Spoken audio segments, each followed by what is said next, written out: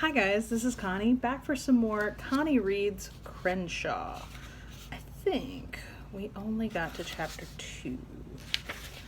Okay, now we're on chapter 3. After the Easter Bunny incident, my parents started to worry.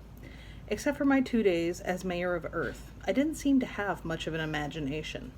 They thought maybe I was too grown up, too serious. My dad wondered if he should have read me more fairy tales. My mom wondered if she should have let me watch so many nature shows where animals eat each other. They asked if my grandma for advice. They wanted to know if I was acting too adult for my age. She said not to worry. No matter how adult I seemed, she told them, I would definitely grow out of it when I became a teenager. That's chapter 3. These are short and sweet, so we're going to combine them a bit together because I want to know what happens next, and these videos are going to be extra. So here's chapter 4.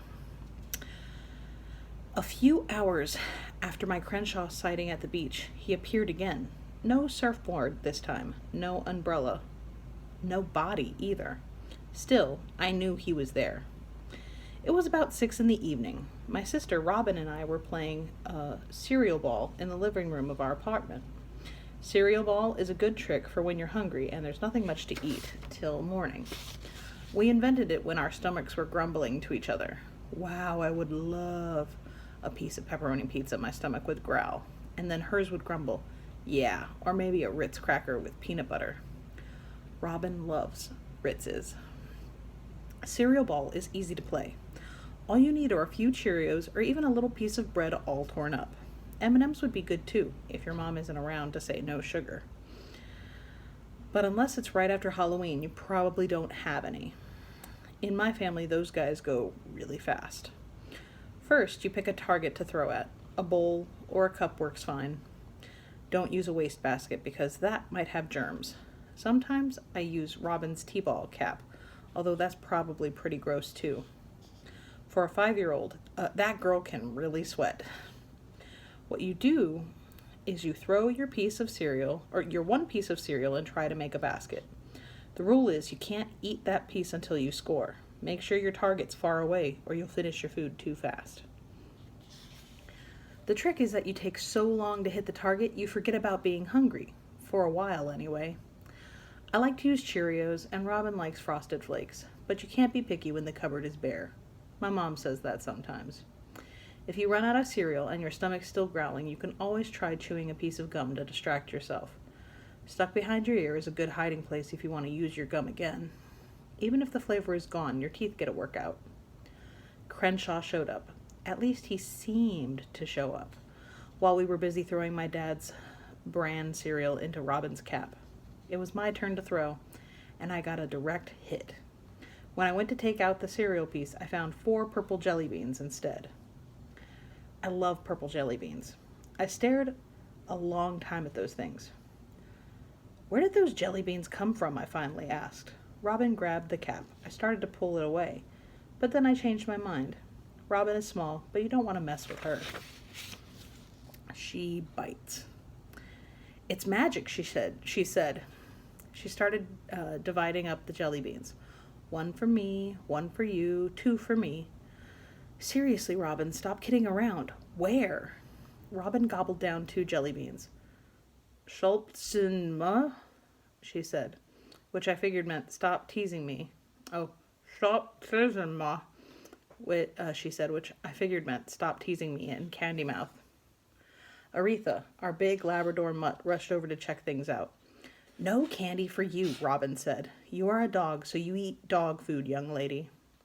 But Aretha didn't seem interested in the candy. She was sniffing the air, ears cocked toward the front door, as if we had a guest approaching. Mom, I yelled, did you buy some jelly beans? Sure, she called back from the kitchen.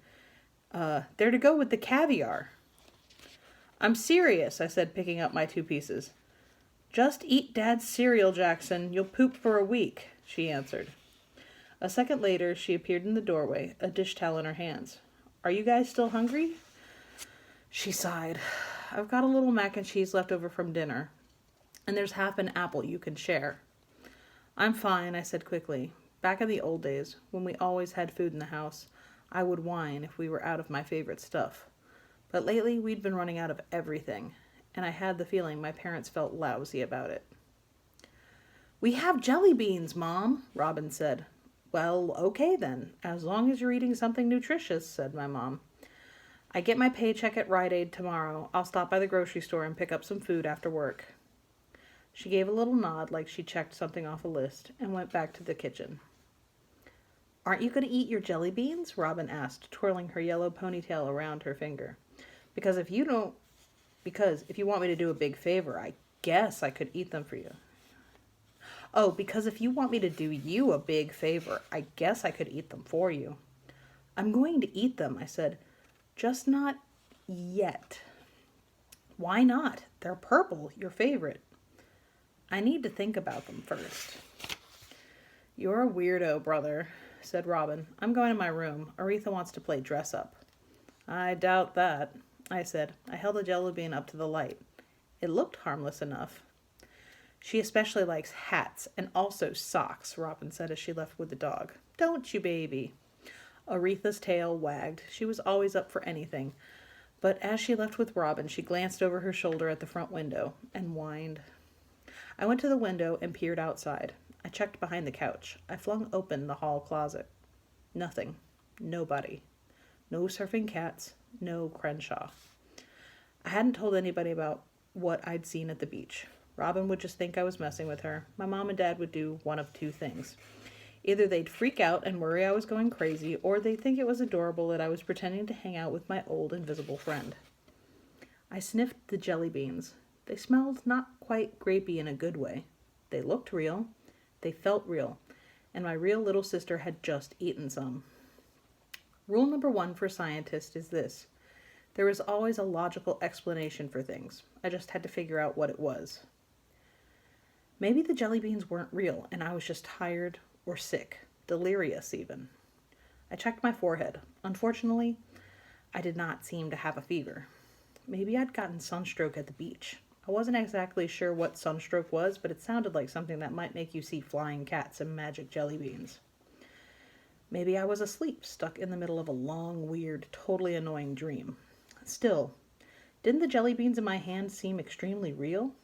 Maybe I was just hungry. Hunger can make you feel pretty weird, even pretty crazy. I ate my first jelly bean slowly and carefully. If you take tiny bites, your food lasts longer. A voice in my head said, "Never take candy from strangers." But Robin had survived, and if there was a stranger involved, he was an invisible one. There had to be a logical explanation, but for now, the only thing I knew for sure was that purple jelly beans tasted way better than bran cereal. That's the end of chapter 4. That was a little bit longer, so be careful with that and enjoy, please and thank you, and I will see you for the next installment. Bye.